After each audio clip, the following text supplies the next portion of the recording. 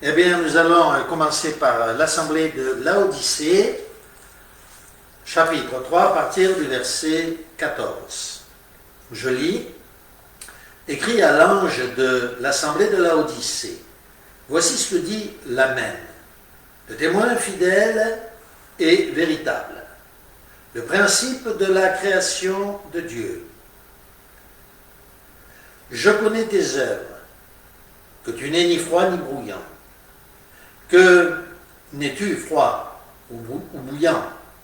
Ainsi, parce que tu es tiède et que tu n'es ni froid ni bouillant, je vais te vomir de ma bouche.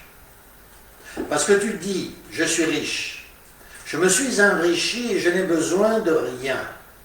Et parce que tu ne sais pas que tu es malheureux, misérable, pauvre, aveugle et nu, je te conseille d'acheter chez moi de l'or éprouvé par le feu, afin que tu sois riche et des vêtements blancs, afin que tu sois vêtu et que la honte de ta nudité ne paraisse pas, et un collier pour toindre les yeux, afin que tu vois.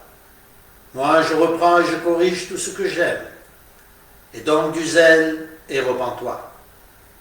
Voici, je me tiens à la porte et je frappe.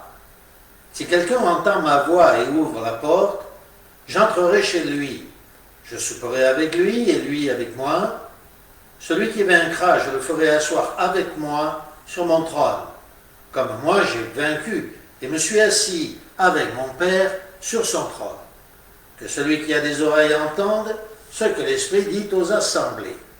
Oui, tout d'abord, Jésus interroge cette Église en disant qu'il connaît ses œuvres, mais qu'il a un reproche à faire à cette Église, c'est qu'elle n'est ni froide, qui pourrait rafraîchir les membres, ni bouillante, c'est-à-dire bien sûr remplir du feu du Seigneur.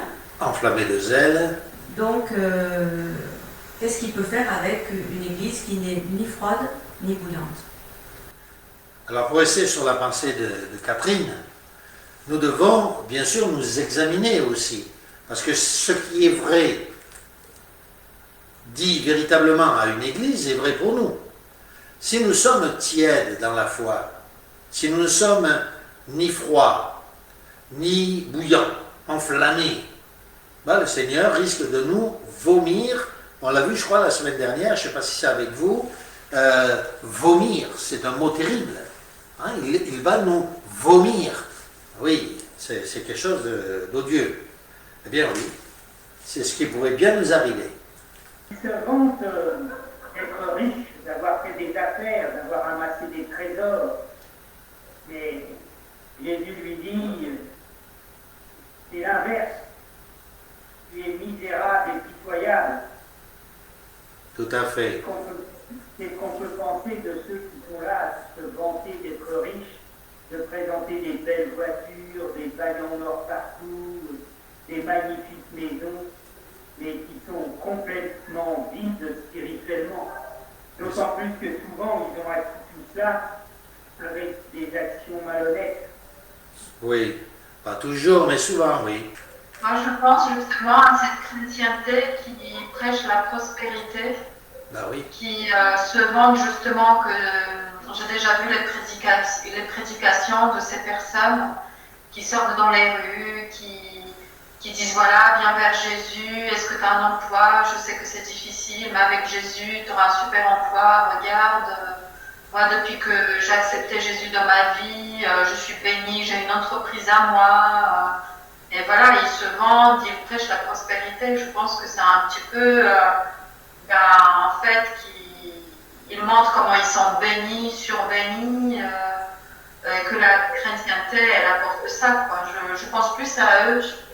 À l'époque où nous faisions le tour des églises, nous avons fréquenté pendant 3 ou 4 fois une église justement de prospérité. Je veux dire, comment on appelle ça, le comité des anciens des églises et de celles-là.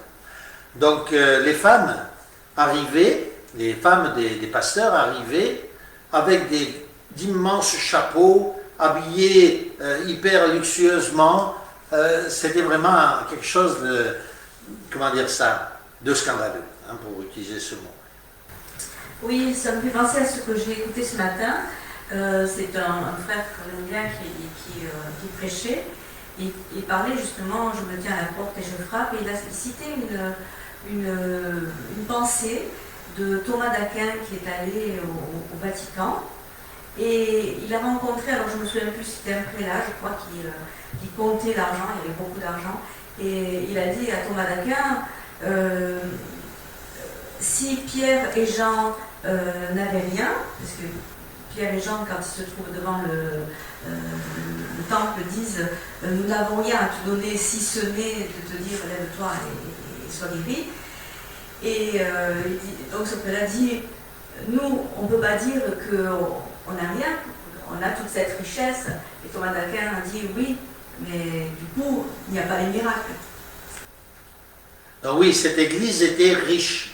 Alors, il y a des églises, comme vous l'avez dit, n'est-ce pas, qui sont prospères. Par exemple, au Texas, il y a des églises de 4000, 5000 membres, qu'on appelle les méga-church. Bien oui, mais qu'est-ce qu'il y a de spirituel dedans? Ça, c'est autre chose. Un ancien témoin de Jéhovah disait, dans la Bible, il n'y a pas d'allégorie. Mais vous voyez bien que rien que dans ce petit paragraphe, c'est rempli d'allégories.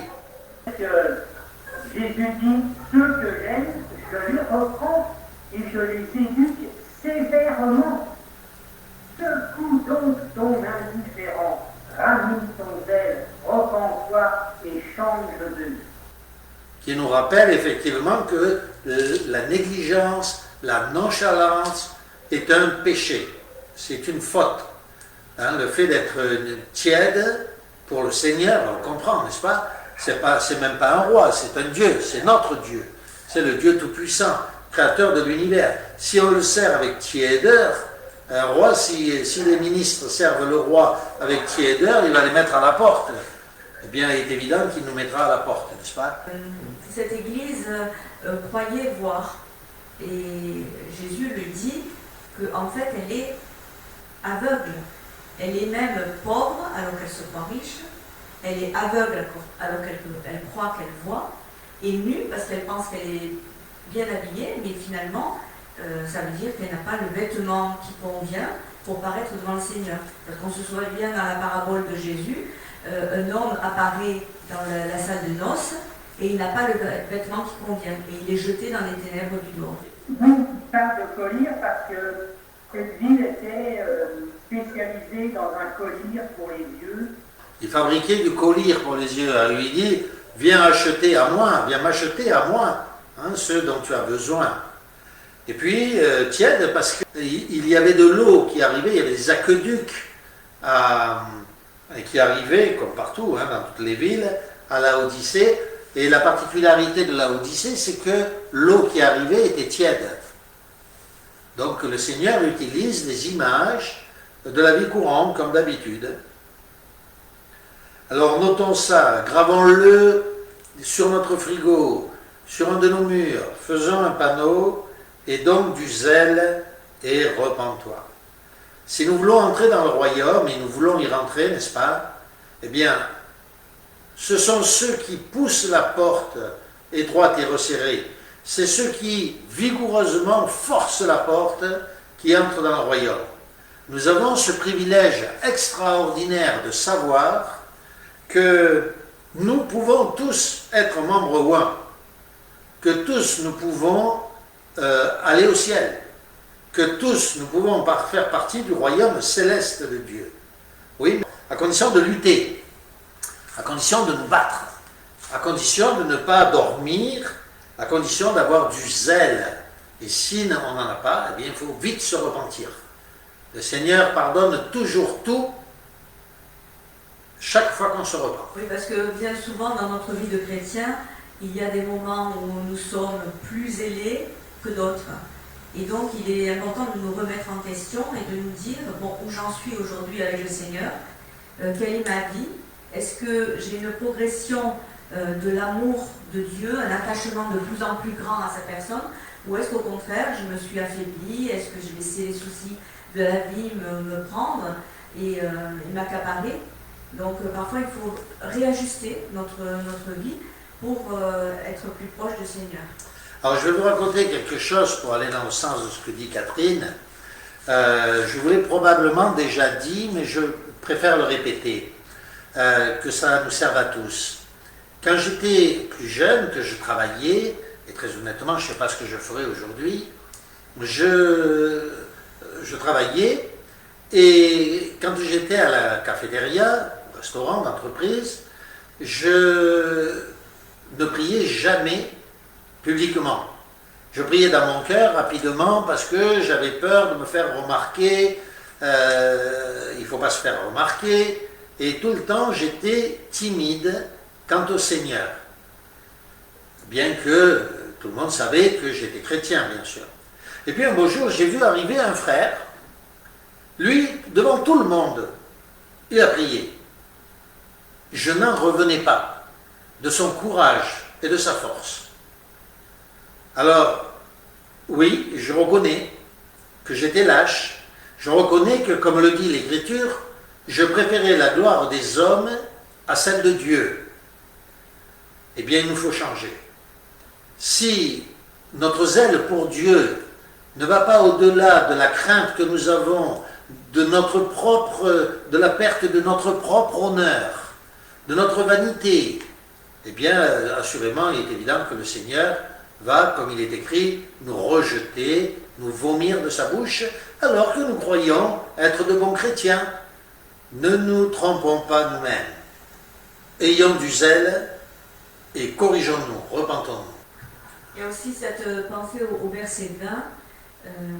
Jésus dit, si quelqu'un entend ma voix, ouvre la porte, j'entrerai chez lui. Et c'est vrai que souvent les chrétiens on fait cette demande en disant Seigneur, entre dans ma vie, sois le maître de ma vie. Mais il est important de regarder, est-ce que quand nous avons invité notre Seigneur dans notre maison, est-ce que nous avons ouvert toutes les pièces, ou est-ce que nous gardons des pièces qui sont réservées et où le Seigneur ne peut pas rentrer?